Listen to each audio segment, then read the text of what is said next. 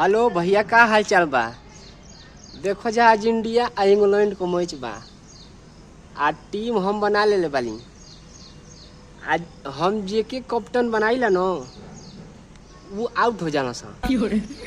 तो हम पूछे खातिर आज आज तो हम लोग खातिर पूछे खातिर वीडियो बनैले बानी के कैप्टन और वाइस कैप्टन बनाई। बस ऐसा बताइए जाए कि हमारा 59 रुपया वापिस आ जाए। हम कोई हाली लगावता नहीं, पहले में 49 रुपया का होता, अब 59 कर दिल बाँस वो ऑटो नहीं थे। तो ऐसा बताओ जा कि 59 रुपया हमारा आ जा। ठीक बा, बड़ा परेशान बन आज। चलो थे अब सुतब हम। राती को ड्यूटी के ख्याल बानी, सुतो 8 बजे जागब। टीम लगा दे बानी, बता दिया जा।